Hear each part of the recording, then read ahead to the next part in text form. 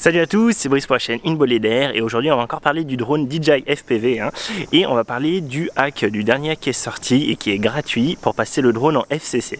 Alors pour ceux qui ne savent pas qu'est-ce que ça veut dire FCC, FCC en fait c'est du coup, pour schématiser grosso modo, c'est on va un peu débrider la puissance du drone pour vraiment avoir la pleine capacité au niveau portée, donc au niveau des lunettes et de la télécommande, mais surtout nous ce qui va nous intéresser c'est les lunettes. Ce qu'il faut bien avoir en tête c'est que c'est complètement interdit en France et dans beaucoup de pays et en particulier dans l'Union européenne. FCC c'est vraiment quelque chose qu'on va pouvoir utiliser normalement par exemple aux États-Unis et c'est eux du coup qui ont, quand vous voyez les tests en général américains, justement ils vous donnent la portée etc. et toutes ces données en plus que vous donne DJI en général c'est vraiment la portée maximale, donc la portée FCC, d'accord, en norme FCC. Du coup c'est pour ça que vous avez pu voir dans mon tout premier vol par exemple je vous ai dit que dans l'ensemble je trouvais le signal très bon mais j'avais eu une petite perte, alors j'étais qu'à 200 mètres, 300 mètres, un truc comme ça. Retournez voir cette vidéo en fiche là-haut. Et ça c'est clairement parce que j'étais pas en FCC, parce qu'à côté de ça il y a plein d'autres tests qui sont passés. Vous voyez les mecs partir beaucoup plus loin que ça, et en particulier partir derrière des obstacles, derrière des petites collines, derrière des arbres, des choses comme ça. Moi je vous rappelle j'étais assis pour ce premier test, donc j'avais des arbres quand même entre moi et le drone, et du coup voilà, ça permet vraiment d'avoir une bien meilleure portée, et ça ça peut être intéressant, en particulier pour pas perdre le signal et pour éviter des crashs. Sur les groupes j'ai vu plusieurs témoignages de personnes qui ont expliqué s'être crashé suite à une petite perte de signal dans les lunettes. Ils n'ont pas vu que du coup le drone faisait un truc et le temps qu'ils aient à nouveau le signal dans les lunettes et que du coup ils essaient de réagir, c'était trop tard et le drone s'était crashé.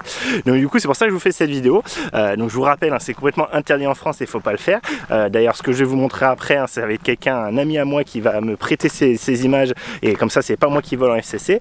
Moi ce que j'ai fait c'est que j'ai juste passé le drone en FCC via la procédure sur ordinateur pour pouvoir vous l'expliquer. Ça oui je l'ai fait, et donc cette procédure donc c'est via le site Beyond avec un 3 à la place du E. Je vous mets le lien évidemment en description. Et donc ce qu'il nous propose c'est de directement en fait via un navigateur. Alors moi j'ai utilisé Chrome. Je sais que d'autres sur les groupes que j'ai vu qui l'ont fait, ils me disaient aussi que c'était Chrome. Donc j'ai utilisé Chrome. Il faut suivre une procédure, donc c'est en anglais, c'est pour ça que je vous le refais ici. Donc en fait il faut juste cliquer sur Start, je vous affiche en même temps. Il faut cliquer sur Start. Après il nous demande d'allumer le drone, très compliqué. On allume le drone. Ensuite il faut allumer les lunettes. On allume les lunettes, on vérifie, on attend qu'on ait bien la vidéo, le retour vidéo dans les lunettes par rapport au drone. On n'a même pas besoin de connecter la télécommande, la radiocommande. On peut directement juste se faire avec le drone et les lunettes, il ne faut pas allumer la radiocommande. Suite à ça, il nous dit qu'il faut connecter le masque, les lunettes à l'ordinateur via un port USB. Et là, donc j'ai vu sur un des groupes que quelqu'un disait qu'il fallait bien le faire de USB-A vers USB-C. Donc vous savez, la prise sur le casque, c'est de l'USB-C. Et par contre, donc, moi ce que j'ai fait, c'est que j'ai utilisé le casque le câble qui est fourni avec le casque, qui est fourni avec l'ensemble, donc le câble USB-C vers USB-A, et une personne disait n'utilisez pas un câble USB-C vers USB-C, ça marche pas, il faut vraiment utiliser un câble USB-A vers USB-C. Donc j'ai utilisé ce câble là, le câble qui est fourni, pour que vous puissiez tous faire exactement la même chose, aucun souci. Je connecte et là il me dit, donc moi du coup il a reconnu la carte micro SD dans mon explorateur Windows, du coup j'ai entendu le toutoum comme quoi il avait reconnu une carte, et là du coup on continue la procédure, on clique et il recherche, il vérifie qu'il trouve bien le casque. Là va apparaître un espèce de petit truc un peu comme un gestionnaire de périphérique qui va nous dire ok, est-ce que vous voulez accepter d'accéder à ce truc là, à ce casque là. On clique sur oui comme nous dit la procédure. Là lui du coup c'est très bien fait, il cherche un peu, il vérifie que la connexion avec le casque, le câble USB soit bien connecté et qu'il n'y ait pas de problème, donc ça c'est bien fait, on est sûr comme ça de ne pas se rater. Il vérifie ça, il nous dit ok c'est bon, et là il nous dit bah ok vas-y débloque mon drone. On clique sur ça et pouf ça prend je sais pas 15 secondes et c'est fini, voilà la procédure est terminée. Il nous dit voilà c'est bon, il est bloqué, merci beaucoup. Alors du coup plusieurs choses. Première chose c'est que ce truc là est complètement gratuit, d'accord, il est gratuit de chez gratuit, vous avez vu on peut leur filer un truc si vous êtes sympa et si vous trouvez que c'est utile, envoyez-leur une petite somme d'argent, mais à côté de ça il est gratuit, c'est pas comme les deux hacks qui sont sortis avant. Il y a eu un hack Apple qui je crois est pas ouf et un Mac Android qui marche bien mais c'est un peu une usine à gaz et c'est payant en plus, alors que là vraiment c'est super. Vous voyez en 2 minutes j'avais fait, en 3 minutes aller en tout j'avais fait, donc c'est très impressionnant. Merci à cette équipe là de développeurs, vraiment c'est super sympa eux. Et donc ça voilà, le premier truc c'est complètement gratuit, donc déjà vous dans tous les cas vous pouvez le faire, c'est gratos. L'autre truc c'est que ça ne touche en rien à l'aspect logiciel du drone, enfin ça touche juste en fait à cette sécurité là. Lui il arrive à faire sauter la sécurité mais qui va être de suite remise à partir du moment où on va reconnecter le drone à l'application DJI Fly. C'est à dire que DJI Fly. C'est-à-dire qu'à chaque fois que vous repassez, du coup vous reconnectez d'une façon ou d'une autre le drone à votre smartphone avec DJI Fly, lui automatiquement il va remettre ses paramètres par défaut et donc il va rebloquer l'utilisation FCC. Il va voir que vous êtes en France, donc en France avec sa localisation, il va dire non, t'es pas censé être un FCC, pouf, j'aurais désactivé le FCC. Mais donc ça veut dire qu'à chaque fois que vous repassez par l'application, vous revenez en standard, vous revenez en normal, ce qui est légalement bon en France. Et moi c'est ce que je vais faire, hein, ce que je vais faire tout de suite. Et mon copain ce qu'il va faire, c'est qu'il va passer, du coup il va faire un premier vol en FCC, ensuite il va passer par DJI Fly, il va repasser du coup en normal, je sais plus comment ça s'appelle, le truc de chez nous, et il va retester pour faire le test de portée, voir si tout marche bien ou pas. Donc pour vérifier justement que ce hack marche bien. Mais j'ai vu sur plusieurs personnes qui l'ont fait, le hack marche bien, il y a eu des tests avec les tests de signaux, hein, d'antenne, et tout ça marche très bien. Ok ? Donc ça c'est cool. À côté de ça, ils le disent bien, vous pouvez regarder sur le site, hein, il n'y a pas de problème de garantie, il n'y a pas de problème de risquer de briquer le drone, des trucs comme ça. Briquer, ça veut dire vraiment, on va dire, lui niquer tout l'aspect logiciel, hein, du drone qui pourra plus démarrer, des choses comme ça. Il n'y a aucun souci à ce niveau-là et je vous dis, c'est d'une simplicité déconcertante et c'est un hack, enfin voilà, si vous regardez par exemple ce qu'il fallait faire sur Android, voilà, c'était déjà plus, fallait déjà un peu plus en vouloir. Je crois que sur Mac aussi ça passe, hein. Je crois que tant que vous avez un navigateur qui supporte leur site, là, il n'y a pas de souci. Si du coup vous avez qu'un smartphone et que vous êtes emmerdé, ils sont en train de bosser, ils le disent, hein, sur leur site, ils sont en train de bosser sur une version Android. Ça sera possible normalement dans l'avenir, je sais pas à quelles échéances, mais ça sera possible de faire directement ce hack via un smartphone. Ce qu'on va faire là maintenant, donc, c'est de tester ça. Enfin, mon copain va tester ça, il va me filer ses images et je vous montrerai ça parce que je n'ai pas le droit de vous le montrer. J'ai pas envie de me faire emmerder, hein, j'ai pas le droit de vous montrer si c'est moi. Et il va faire un test de portée. Alors vous savez, c'est toujours la merde avec ce drone. On n'a malheureusement pas les informations de vol, hein, quand on enregistre dans le casque et même si on met un smartphone à côté, on n'a pas les informations de vol.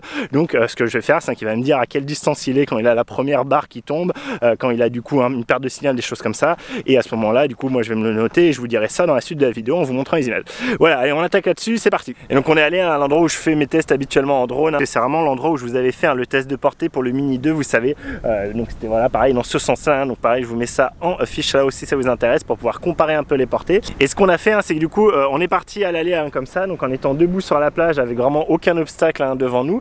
Donc le drone était à 30 mètres de hauteur, en mode normal, tout droit, gaz à fond, en laissant toutes les réglages de base, de toute façon on peut pas les toucher à ce niveau là, et en avant guingant. Et donc moi je notais, hein, quand du coup les barres baissaient au niveau donc de la télécommande, de la radiocommande et du casque, du masque, du retour vidéo HD.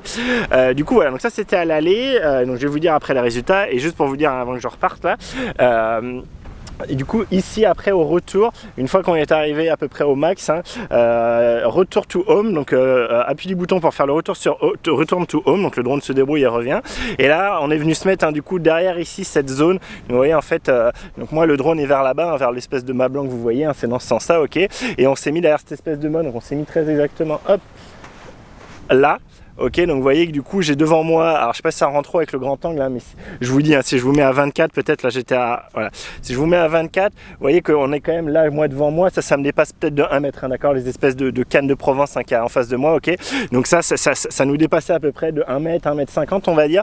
Et du coup le gros tas de sable, hein, quand même là au niveau, à ce niveau là, il est à peu près à la hauteur, hein, de la radiocommande quand elle est tenue autour du cou et donc avec les bras tendus.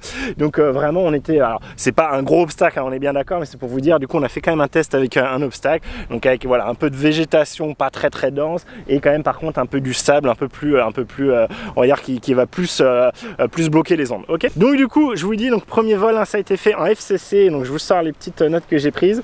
Donc pour l'aller en FCC, la première barre au niveau du casque, donc la première barre HD, d'accord, dans l'interface, est partie à seulement 2000 mètres, à 2 km, d'accord. Donc bon, il en était plus du tout à vue, hein, très clairement, faut pas faire ça, je vous le déconseille fortement, c'est pas bien tout ça, c'était juste un test, comme vous voyez c'est au-dessus de la plage comme d'habitude, il n'y avait aucun danger, on esquivait évidemment les gens, et du coup voilà, donc moins une barre à 2000 mètres pour juste le casque, hein, la radiocommande était toujours à 4 barres. À 4000 mètres, moins 2 barres dans le casque et moins une barre sur la radiocommande. Et enfin, et donc ça jusqu'à 5000 mètres, entre 4000 et 5000 mètres on avait à peu près pareil, donc 5 km, hein, et donc on s'est arrêté là, hein, parce qu'on commençait à plus avoir de batterie mine de rien, en mode normal, en allant tout droit sans bourrer, hein, juste en y allant. Donc on était un peu, il avait déjà voulu faire un premier RTH, on avait dit non, voire un deuxième je crois, et du coup on a dit bon 5000 mètres de toute façon c'est débile, hein, on va pas pas chercher à aller plus loin, on est tous d'accord, 5000 mètres c'est exceptionnel en portée, avec lui il m'a montré dans le casque, on voyait nickel, il n'y avait aucun souci. Donc je vous dis, à 5000 mètres, on était à 2 bars sur la liaison HD et 3 bars sur la liaison radiocommande. Donc c'est ultra impressionnant, d'accord, c'est vraiment ultra impressionnant. Donc on a fait le return to home, donc il est commencé à repartir, et donc le temps qu'on se met derrière le buisson, il restait 2 bars sur le casque et 0 sur la radio à 4000 mètres. Donc le temps qu'on revienne un peu, qu'on se met derrière les buissons. Sachant que là du coup vraiment très clairement la hauteur jouait beaucoup. Le masque étant à hauteur d'homme à 1m80 à peu près, ça fait qu'on a quand même une liaison qui arrive à se faire. Donc je vous dis à 4000 mètres il y avait 2 bars. Et la radiocommande on l'a perdu à un moment, on avait 0 bar. Sachant que voilà, elle était au niveau à peu près grosso merdo du nombril, un peu en dessous du ventre. Donc beaucoup plus bloquée en particulier par le sable je pense, ok. Donc ça c'était pour le retour, et donc je vais continuer. Donc ok. Donc une barre radio à 3000 mètres, donc à 3000 mètres on a récupéré une barre de la radiocommande, puis à 2000 mètres on a récupéré une autre barre de radiocommande. Donc à 3000 mètres on était à une barre de radiocommande, à 2000 mètres on était à 2 barres de radiocommande, et on était toujours pendant ce temps là à 2 barres au niveau du casque. À 1500 mètres on a eu 3 barres au niveau du masque, on a gagné une barre donc à 1500 mètres au niveau du masque, toujours 2 barres sur radiocommande, et à 900 mètres on a pris 3 barres également sur radiocommande. Donc à 900 mètres on avait 3 barres dans les deux, et à 700 mètres 4 barres sur le masque, et à 500 mètres 4 barres sur la radio. Donc vous voyez, bon, c'est quand même excellent, parce qu'à 500 mètres très honnêtement on le voit toujours pas, hein. Donc à 500 mètres, même derrière un obstacle qui était certes relativement, voilà, c'est pas une grosse forêt, hein, mais voilà, à 500 mètres derrière un obstacle on arrivait à avoir 4 barres sur la radio et 4 barres dans le masque. Donc c'est quand même très impressionnant, hein, très clairement. Et donc pour le test du coup sans FCC, donc ce qu'on a fait c'est qu'on l'a posé, on a du coup connecté le masque du coup avec le fameux câble OTG, puis le câble USB-A vers USB-C au smartphone, lancer DJI Fly, juste voilà, le lancer. Je suis allé voir vite fait dans les journaux de bord, refermer l'application, redébrancher tout, changer la batterie du drone, relancer le drone, repartir en avant-guingant, exactement le même test. Et du coup ce coup-ci donc sans le FCC, et je vous confirme que dès qu'on repasse dans DJI Fly, ça vire bien le FCC, hein, c'était une des choses qu'on voulait vérifier. À partir de 400-500 mètres à peu près on a perdu une barre, donc à l'aller, je vous rappelle, on n'est pas caché, hein. Du coup on s'est remis en vue directe à 30 mètres de haut, d'accord, vraiment aucun obstacle. Donc à 400-500 mètres on perd une barre dans le casque. À 1900 mètres on part 2 barres dans le casque, donc à peu près à 2000 mètres. Quand à 2000 mètres, je vous disais, il y avait juste une barre en moins sur du coup en FCC, et pour avoir 2 barres en moins il fallait être à 4000 mètres, hein, donc 2 fois plus, hein, d'accord, à peu près. Donc 1900 mètres, 2 barres en moins. 2300 mètres, une barre en moins sur la radiocommande, ok, donc plus que 3. À 2900-3000 mètres on n'avait plus que 2 barres sur la radiocommande et toujours 2 barres au niveau du masque.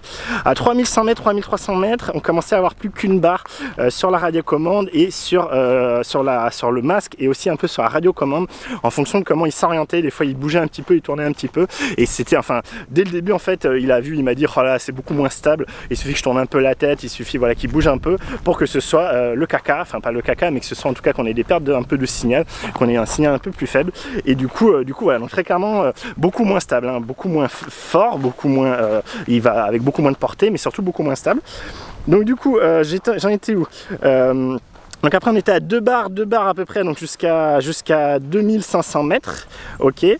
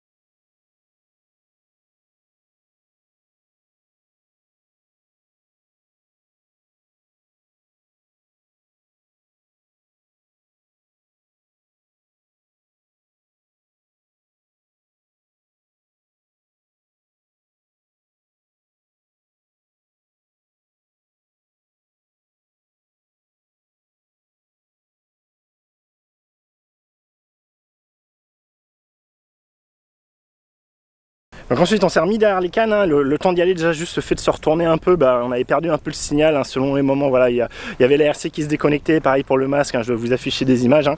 Du coup heureusement il était en retour de tour, donc de toute façon il fait sa vie, au pire s'il perd le signal il fait sa vie, il revient en RTH, mais voilà, c'est pour vous dire clairement un beaucoup plus sensible. Et donc derrière les cannes on avait une barre HD à 2000 mètres de distance, on avait une barre en HD et 2000 et 2 en radiocommande, puis on avait deux barres pour les deux, donc aussi bien en HD qu'en radiocommande à 1500 mètres.